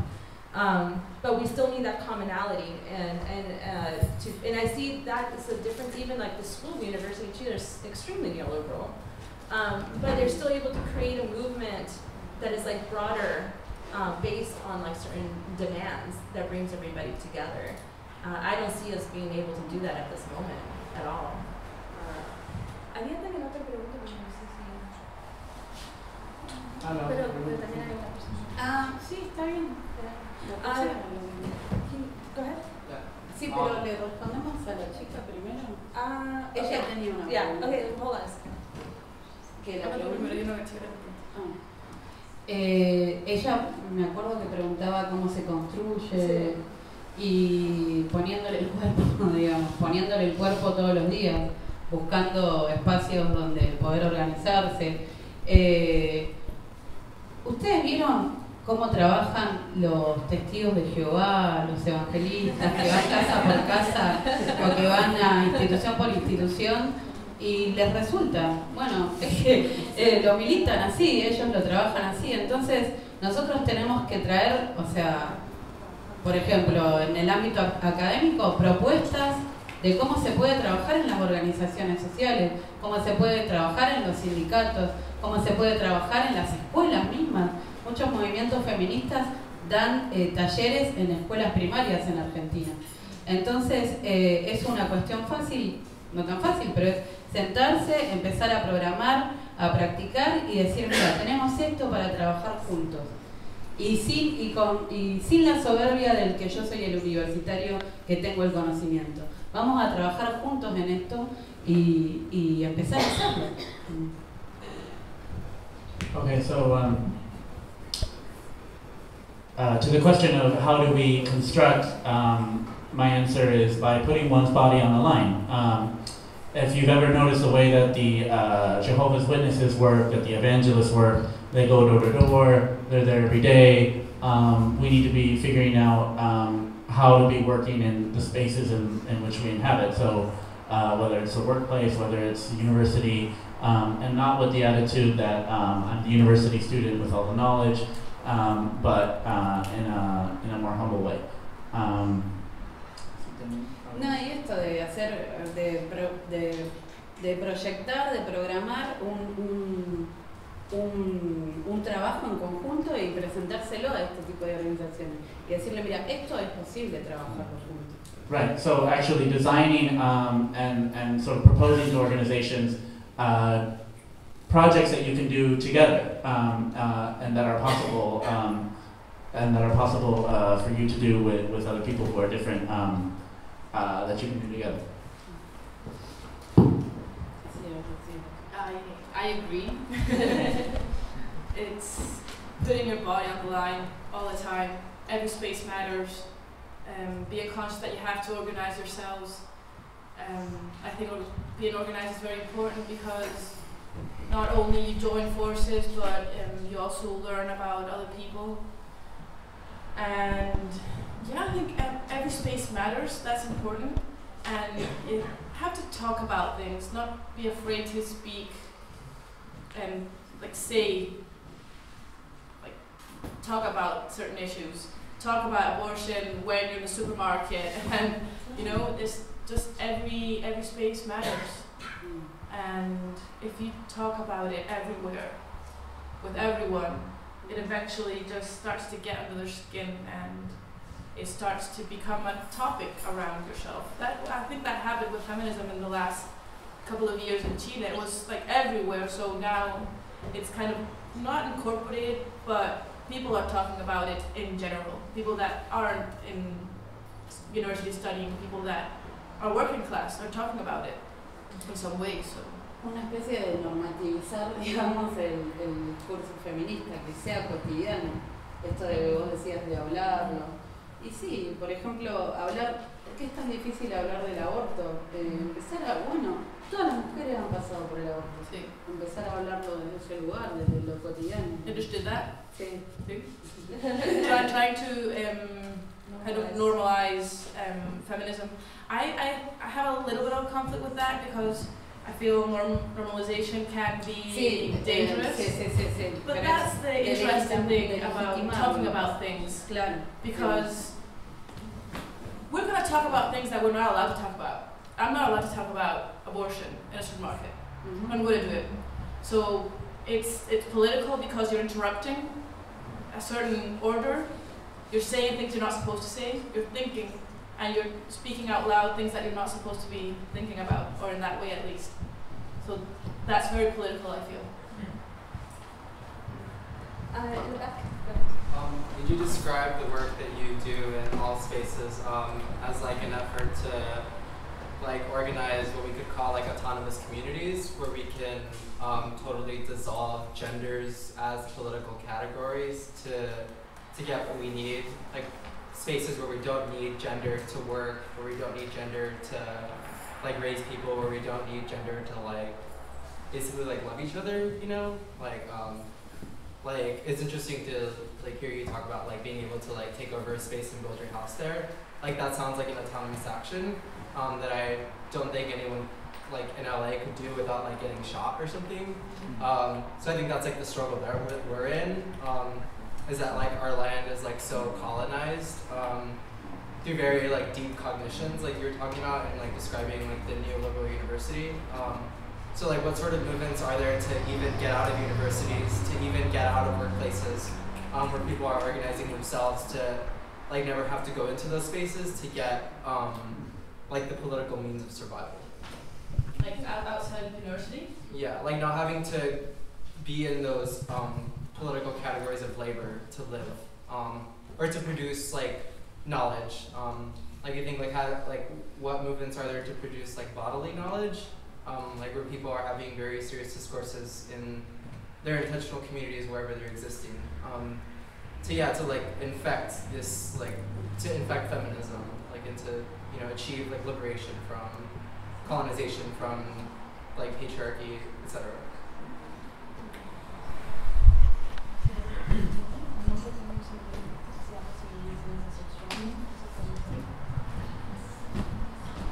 I believe that in general we always have little gaps, places that you can take, make them your own some way for a little while even, and that's political. And this will always be self-organized, I believe. And I can see this happening a lot right now in Chile with LGBT movements that are not always movements, they're not always organized.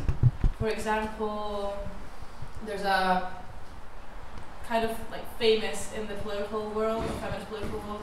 She's a transvestite. She calls herself a travesti, Claudia Rodriguez. And what she does is really impressive and important, I feel, because she's taking a space that isn't hers. Transvestites, she says, don't know how to read, don't know how to write, but she managed to get into college, and she's like speaking from there. Transvestites don't go out in the middle of the day, they don't get on the bus, she's doing it. And she's, for example, making that visible, that identity that isn't anywhere. You know it exists, but you never see it. She's making it visible. And she's interrupting something very normative in society. So that's like a mini example of how I feel that works. This can translate to many different experiences. For example, taking a land is a way of kind of breaking a normative of how housing works. I feel you can symbolically do that in different senses. I'm not sure if I'm making sense. In my head it kind of makes sense, and in Spanish is a bit easier. Am I answering your question at all? Yeah? However you want to answer. Okay. I'm sorry if I'm No worries. kind of confused, but yeah. Yo no sé si entendí bien la pregunta, pero por lo menos en los espacios donde nosotras trabajamos, que sería el FOLCO, la brecha, el movimiento de mujeres y demás, nosotros lo hacemos para cambiar la sociedad, o sea, no lo hacemos por hobby o por asistencialismo. Nosotros estamos convencidos de que hay que cambiar la sociedad y que una sociedad capitalista y patriarcal no es buena. Entonces nosotros por el socialismo y por el antipatriarcado peleamos hasta el infinito. Y en ese infinito capaz que haya espacios o sea, ese infinito ¿cómo lo vemos? Un infinito socialista, donde no haya discriminación por tener una diferente elección sexual. Es como muy abstracta la pregunta y te tengo que responder de esa manera, que es un trabajo, es nuestra, no queremos que sea una utopía, pero eso no va a pasar ahora, es un trabajo de años, de siglos, y hay que hacerlo, hay que empezar a hacerlo. So, the type of work we do in the fall, in La Brecha, and the movement of women, and so on, is a job that we do in order to change society. It's not a hobby, and it's not something we do for asistencialismo, just like a kind of a charity. It's not like charity. You can say that our fight has a kind of infinity that's out there, and you can call that socialism, where there's no discrimination, and so on. But it's a fight that's going to take years and centuries, and that's the way in which I can answer your question. One thing I was thinking in the question that you asked about is that I think there's a couple of different things. One, in Chile, for example, through the process of struggle against the dictatorship, that you're able to, the movement was able to, for example, the fact that someone would be, like a cop would kill someone, let's say in Chile during democracy, people would actually mobilize because it's like the memories of the dictatorship are like, like it's so ingrained that like, we can't let this happen, we're gonna return, no, we have to like mobilize against this. Here it's also so normalized that, people, that violence happens, and I mean, obviously we've had these demonstrations recently in the recent year that people are reacting, but we know this happens, has been going on for a very long time. And it's just, for me, it's really fascinating to see the extent of normalization of state violence in the United States. And even people don't even use the term, I don't think as much state violence, rather in Chile and Argentina it's something that you like talk about, the role of the state. But in Argentina too, one thing that's different is that the collapse of the economy, the state wasn't present in a lot of places because it just fell. And so people had to organize themselves through self-management because they couldn't feed themselves. Like people were starving. And so the fall of the capitalist economy opened up space for self-management, which I feel like you don't have that same amount of openness in Chile. You have attempts for that, but it's not in the same way. So it's different. Like here, she can talk about a very like large unemployed movement where you can try to create these like horizontal spaces. And in Chile, you don't have that. You have a very kind of very the state is present in different ways in both places. I don't know that's the best way to explain it. And so it creates openness in a different way. And I feel like here we have those challenges of trying to figure out how can we create those spaces, right? There was a question down here. Yeah. First, sorry we're late. We came from work, so we missed part of your presentation. But we're part of an organization that really sees like the existence of women, especially us in the global south, or whether we're here or we're from the Philippines, that our existence is really like at risk, right? And what our organization sees is that there are things that are so divisive within our women's movements themselves. And I wanted to see if in both Chile and Argentina that's mirrored, right? You alluded to it a little bit, like abortion here, right? It's led by liberal feminists. Then we have like women of color saying like, we're being sterilized at the same time you're talking about abortion, right? And in Chile and Argentina, like what are the issues that both like divide the women's movement, and what are the issues that everyone kind of rallies on, if that makes sense?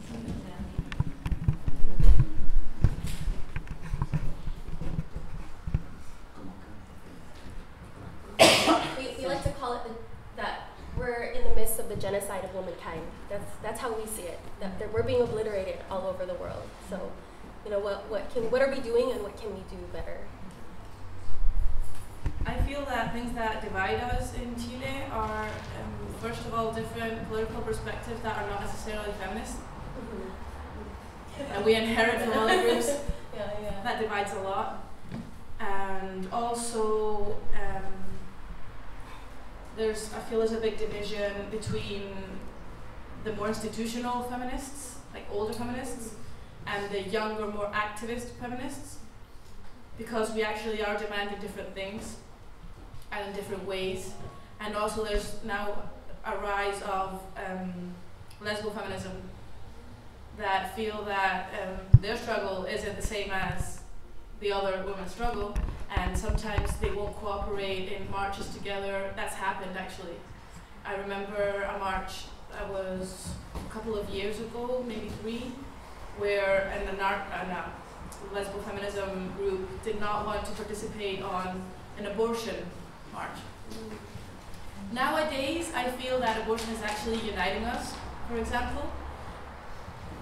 That would be one thing that kind of makes all of these different groups converge. But yeah, we have like differences. But sometimes I feel differences aren't even ours. Sometimes. But yeah, that's kind of like what's happened in general in Chile. A rasgos generales, lo que nos unifica desde hace años es el pedido por el aborto legal, seguro y gratuito. Eso nos unifica, al igual que las demandas las demandas que hacen el movimiento de mujeres a que se implementen las leyes de violencia. Entonces eso también nos unifica, por eso estratégicamente muchas organizaciones del campo popular impulsamos la campaña contra las violencias hacia las mujeres. Lo que hace un corte y que es muy difícil de discutir y es un debate muy grande, es si la prostitución es trabajo o no. El trabajo sexual, si es el trabajo sexual o la prostitución. Eso hasta es muy fuerte el debate. Es muy fuerte hasta inclusive dentro de organizaciones como Cou La Brecha, que son varias organizaciones que no nos podemos todavía reivindicar por abolicionistas o a favor del trabajo sexual. Y es muy, muy, muy fuerte porque los dos bandos tienen buenos argumentos para decir que no es trabajo y para decir que es trabajo. Y bueno, es muy difícil. So what unites us on a general level is the fight for legal abortion, as well as the demand to actually implement the laws against violence. What is dividing us and what is a very, very heavy conversation or debate is whether or not prostitution is work. So the sort of abolitionist slash or in favor of sort of unionizing among prostitutes and that sort of thing. That even in La Brecha, which is the umbrella organization in which the FOL is organized, is still debating this. So the FOL came out as abolitionists, but the La Brecha is still debating this. And what makes this a particularly hard conversation is that both sides have really good arguments for their side. So those are sort of the main debates. So try to just take only a few more, and then where we can play some music and socialize and talk. So, my question really comes from knowing that in Argentina, that you're also focused on getting your law implemented. Because I'm wondering what your relationships and approaches are to your governments, because that comes from knowing in the United States what happened was, we had a lot of movement building, a lot of organizing, and then laws were passed that organizers wanted passed, and now we're to a point where the government, there's kind of this mainstream movement it's not really a movement anymore, it's a field. The government gives us money to be employed in ending things like sexual violence, and that comes with restrictions. And you can't organize, you can't be feminist, you can't do certain things, or you have to use a public health model if you're doing prevention, stuff like that. And so I'm just wondering kind of what your approaches to how much the government and kind of legal remedies and things like that should be are, and what your relationships are.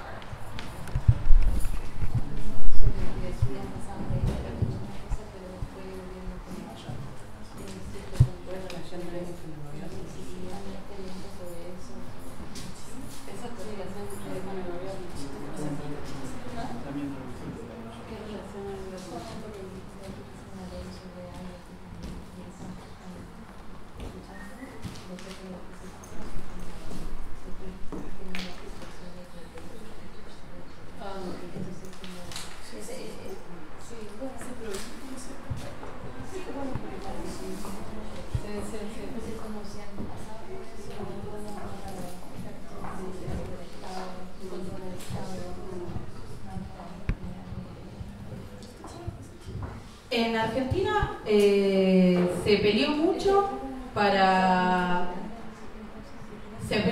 por muchas leyes, digamos, aunque algunos agrupamientos más radicales digan en contra del Estado, qué sé yo, vivimos una situación donde necesitamos las leyes. Entonces se peleó mucho para tener una ley integral contra las violencias que sea buena. Se está peleando por la ley por el aborto legal, seguro y gratuito. Y hubo dos leyes muy importantes que hizo este último gobierno que tocó a la comunidad LGTB, que es el matrimonio igualitario y la ley de identidad de género. A ver, So, in Argentina there's been a lot of struggle for a lot of different kinds of laws.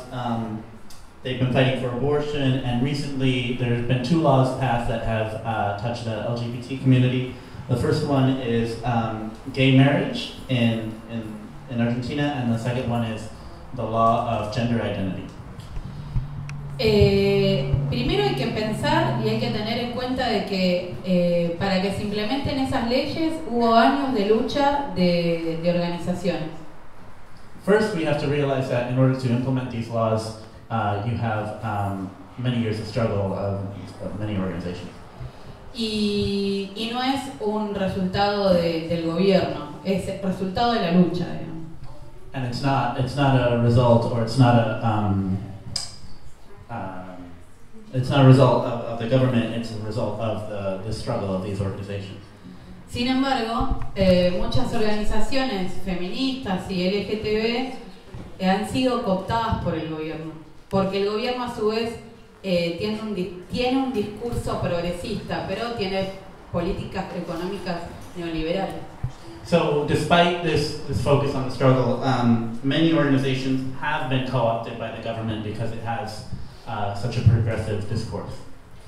Sin embargo, hay muchas, por suerte en Argentina hay como una práctica de lucha.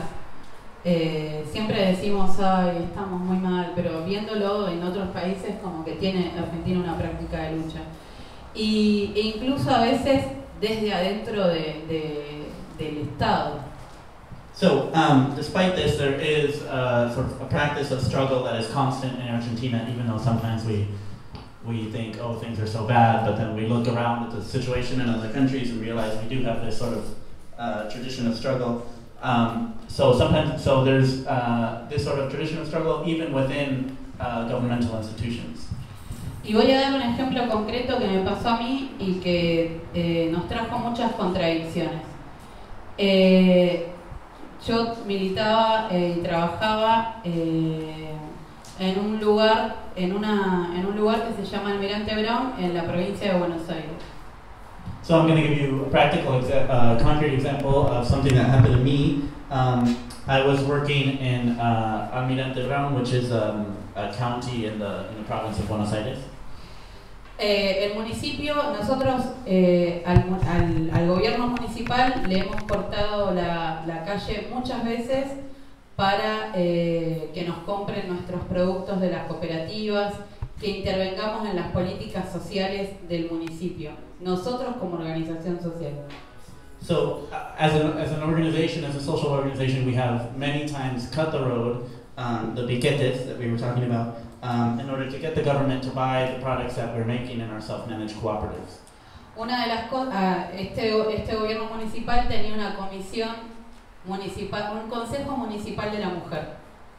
This county government had a commission of a women's commission within the government. Que en realidad eran mujeres que tomaban el té y no tenían nada de perspectiva de género. Which in reality was a bunch of women who were drinking tea and didn't have any idea of what a women's commission should do. Entonces dentro del movimiento dijimos, ¿qué hacemos? ¿Nos metemos y agitamos desde adentro o agitamos desde afuera? Y dijimos, bueno, de las dos maneras. So as a movement, we asked ourselves, what should we do? Should we agitate from within this organization or from without? And we decided to do both. Había como una mesa de trabajo donde estaban las instituciones municipales y nosotros ahí. Y una de las instituciones también era la policía. So then there was this sort of meeting of different governmental institutions where we were also sort of like at the seat, at the table, sort of debating with them. And one of the institutions was the police. Entonces dijimos, bueno, lo estratégico de estar sentado ahí sin que nos coopten es que les conocemos la cara a todos los funcionarios que no están haciendo nada.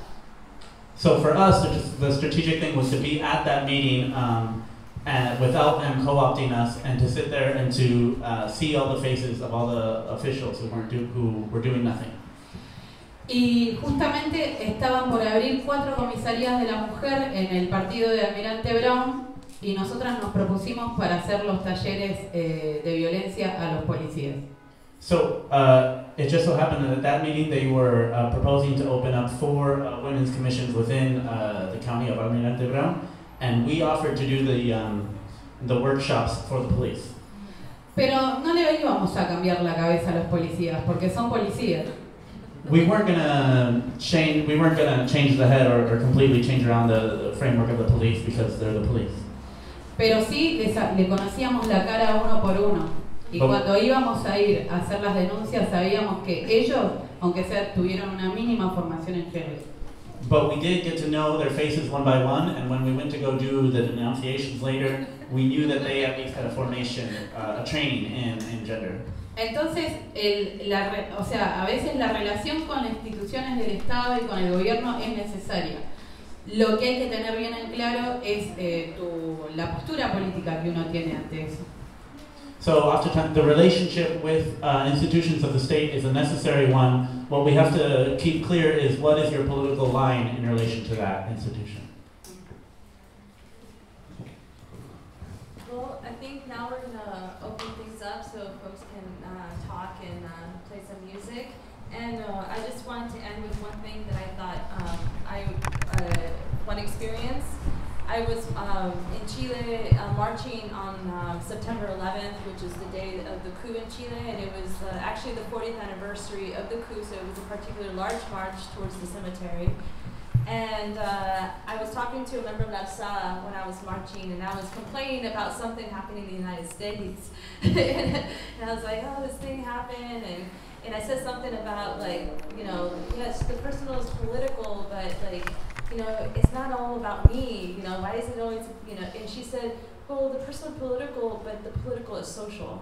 And if we forget that the political is social, then we forget, like, our place in this, like, bigger struggle.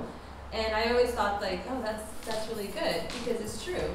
And I think that's part of it, like participating and having these kind of discussions in these spaces with people that you know don't even know. But it's like we have to open ourselves up and to learn from each other, which is the only way. And I really hope that it was useful to hear these presentations and hopefully talk to everybody here too after. Thank you.